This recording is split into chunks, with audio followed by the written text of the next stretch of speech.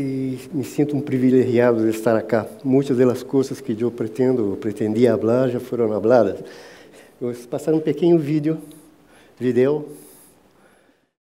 Un marco normativo es un tesoro. No hay un bien público más preciado que una buena ley.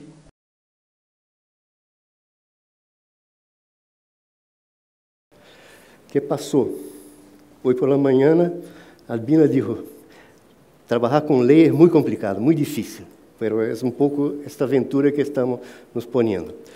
Y quería dar un panorama un poco para explicar. Hay actualmente en Brasil, no sé si pasa en otros países, pero hay actualmente en Brasil un desajuste bastante grande dentro del campo de las organizaciones de la sociedad civil. Muchas de las, digamos, de las acciones, de las iniciativas que fueron tradicionalmente bienvenidas a su tiempo, empiezan a perder vigencia. La agenda de muitas organizações começa a estar desfasada, de anacronismos, digamos, de agendas. Então, isso está existindo. A sociedade brasileira ha cambiado muito. De repente, nós já não temos mais pobres, já somos ricos, não? Esse disse o governo. Então, como vamos trabalhar com os pobres, por exemplo, que foi a tradição de dezenas de organizações toda a vida? Bom, não temos mais pobres, então como vamos fazer? Então, se perde isso. A segunda questão é a insegurança jurídica. Para simplificar, é usando a mesma lei, uma mesma norma que é entendida por os vários operadores, os vários stakeholders, de maneira distinta. Isso é normal quando há interesses cruzados, mas quando isso acontece dentro do próprio governo, esse é um inferno. Dentro do próprio segmento empresarial também é muito difícil. Então, com essa insegurança jurídica, as organizações da sociedade civil, que são, por lo general, instituições mais frágeis, se põem mais frágeis todavia, muito vulneráveis a qualquer deliberação arbitrária. E o terceiro aspecto que estamos vivendo é um pouco desse de redução de capacidade e de atividade. Para que você rapidamente tenha uma ideia, de 2005 a 2010, 88 mil organizações da sociedade civil se tornaram inativas. Isso significa mais ou menos 1.200.000 pessoas que deixaram de atuar. Se for 1% de isso, já seria muita gente. Já seria qualquer coisa como 12 mil líderes que, por alguma razão, deixaram de atuar. Então, esse é o quadro que estamos vivendo. A reação da sociedade é que há aumento do estresse entre o governo e a sociedade civil. Temos conflitos administrativos, conflitos callejeros, incluso. Aí está uma foto de uma manifestação que interrompeu uma das mais grandes carreteras de Brasil durante 2 horas. E, bueno, por quê? Porque o governo havia entendido uma coisa e queria ser de outra, e a gente se organizou para fazer uma protesta e, bueno, cerraram a carretera durante um tempo e, bueno, o governo se revisou sua posição, se arreglou, mas isso é simplesmente, sencillamente, uma manifestação como outras, de atacar nossa amiga Cláudia Werneck, que passou um ano sofrendo nas mãos da burocracia brasileira por questões de entendimento das normas, das leis, não? Então, em base a essa situação, um grupo de gente dentro de nossa fundação disse, temos que trabalhar, temos que actuar sobre isso.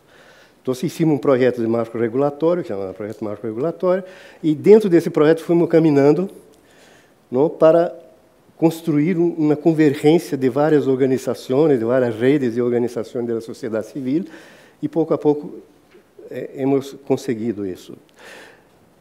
O que estava por detrás é que temos que dizer a todos que todo o poder emana do povo. Isso está em nossa Constituição e está um pouco na Constituição de todos os nossos países. Pero entonces debemos usar esto. Si todo el poder emana del pueblo, nosotros que si tenemos el poder entonces incluso de fijar las leyes y las reglas.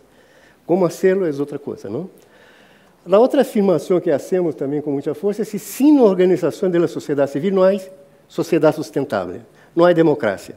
Sin eso no hay democracia. Es una afirmación que puede no agradar a todos, pero, bueno, de repente é assim. E que a democracia necessita das organizações, además de los partidos, etc. O exercício da democracia necessita das organizações da sociedade civil. E para que elas possam funcionar, é necessário um marco regulatório apropriado. O que Roberto falou ao início desta tarde, é criar um ambiente, um environment favorável para que essa emanação, as iniciativas da sociedade civil possam caminhar. Então, é para construir essa convergência que o projeto serviu, um pouco de caminhar nessa direção. E, bueno, como hicimos isso ao longo do tempo? Identificar interesses comuns, não opiniões comuns, interesses comuns. Eu creio que é bastante importante, dentro de atores muito diversos. Essa é uma dificuldade, temos diversidade muito grande. Para que vocês tenham uma ideia, hoje o comitê, o que chamam de comitê de facilitação da plataforma do câmbio do marco regulatório, tem organizações que vão da extrema esquerda, gente com ideias marxista-leninista, até a filantropia quase monárquica de Brasil, que está em São Paulo. Esse é o espectro mais amplo ideológico possível. E como foi possível reunir toda essa gente? Em cima dos interesses que estas pessoas e essas instituições têm, não as opiniões do MST ou do movimento de atingidos, de afetados por construção de hidrelétrica, não, que são os tipos mais à esquerda.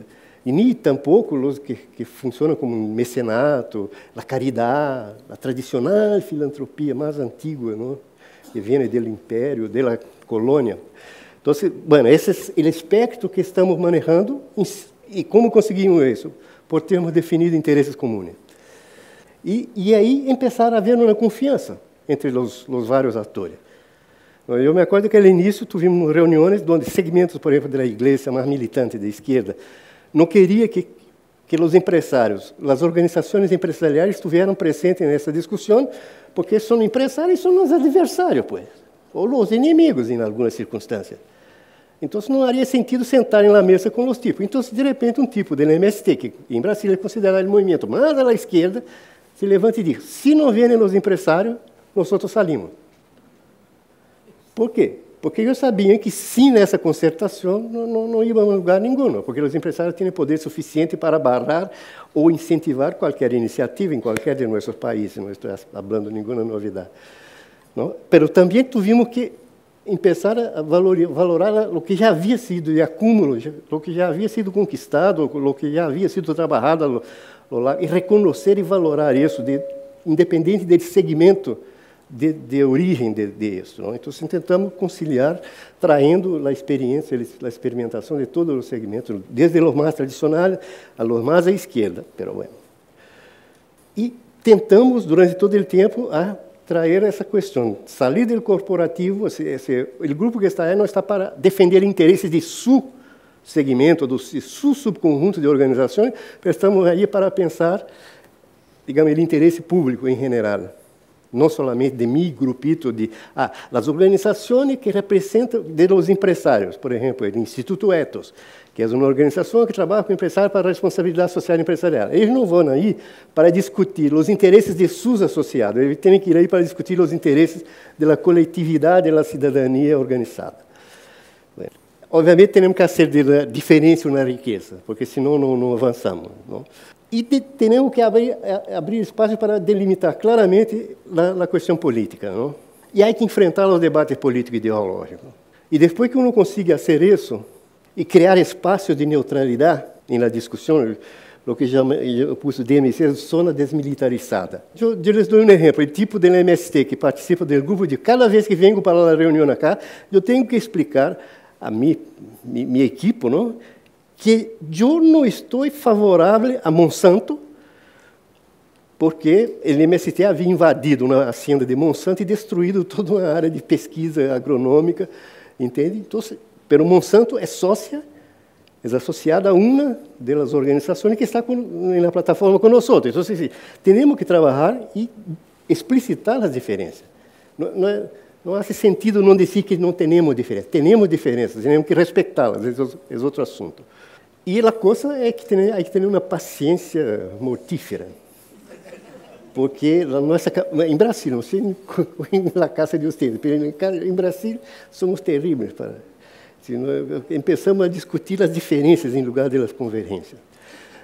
E aí temos um problema sério, e continuamos a ter esse problema, não é uma coisa a ser resuelta, não? De governança e diretiva, de deliberação. Com um grupo tão diverso, é muito difícil conseguir deliberar adequadamente. Mas vamos tentando. E aí também pensamos o seguinte, temos que definir algumas coisas que são inegociáveis.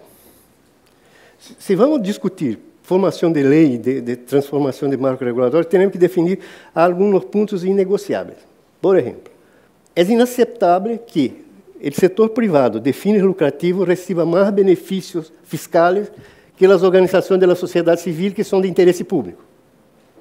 Isso é inegociável. Se quando o governo peça de qualquer coisa, digo, bueno, tem essa situação, então como vamos fazer? Bueno, então, pero isso é melhor definir antes. Decimos hoje em Brasil o seguinte, a donação que deve ser incentivada a lo mais alto nível é a donação do indivíduo, do cidadão, e não das empresas.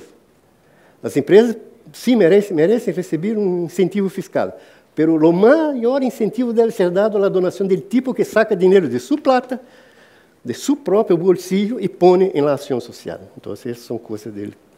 E depois há que estudar, trabalhar muito sobre as diferenças e as convergências legais, onde estamos, tudo isso. Há que fazer um trabalho muito intensivo de estudar tudo isso.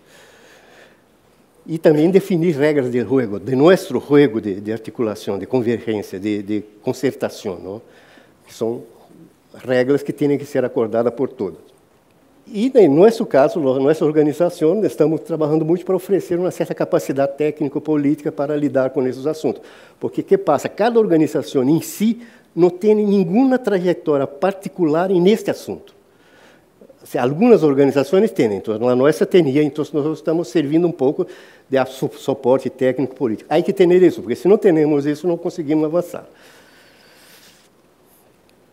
E aí eu queria terminar, já está faltando 48 segunditos aí, como a Vina entrou nisso.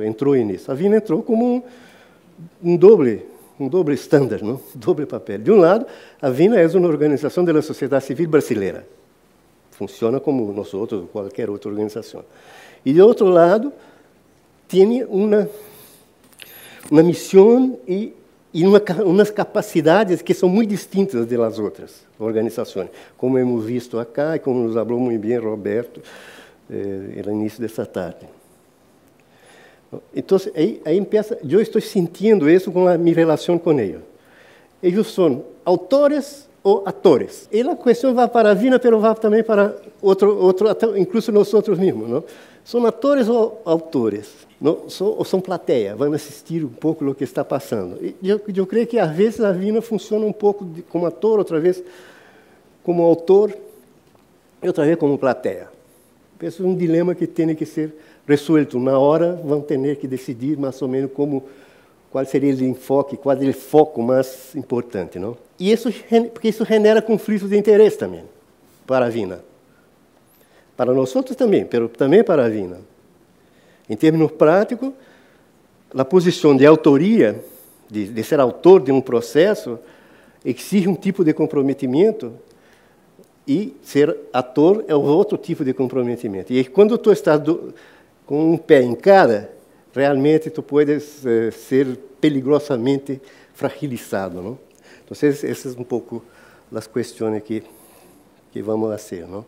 Agora, que tem sido a contribuição, não? Como he percebido a contribuição?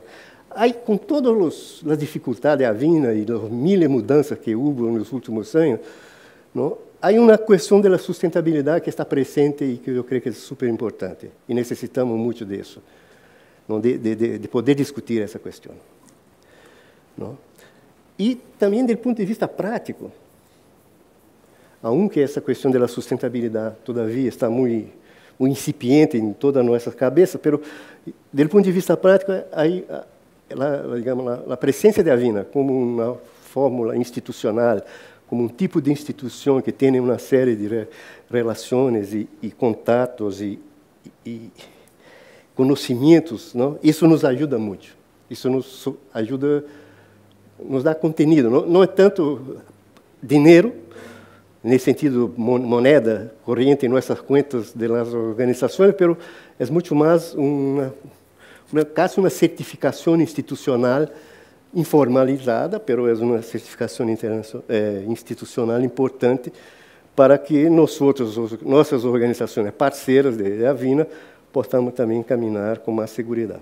Pero isso também precisa de ser melhor trabalhado. Os dois temas, me parece que a Avina tem que dedicar mais esforço nisso. E essa iniciativa, me parece, apesar de não ser uma iniciativa de Avina, deve servir e servirá, estou seguro, para que essa coisa avance. Creio que é somente isso. Muito obrigado. Tchau.